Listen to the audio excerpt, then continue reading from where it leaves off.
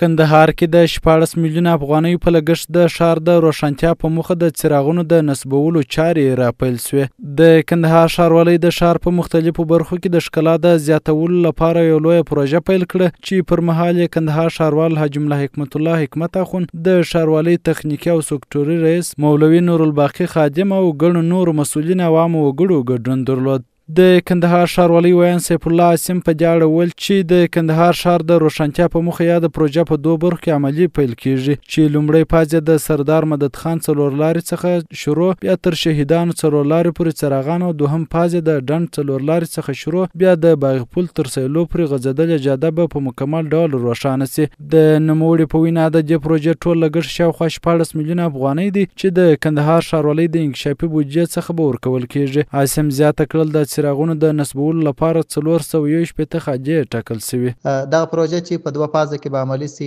لومړی فاز د سردار مدد خان څلور لارې څخه شروع بیا تر شهیدانو څلور لارې پورې به د سړک دوه طرفه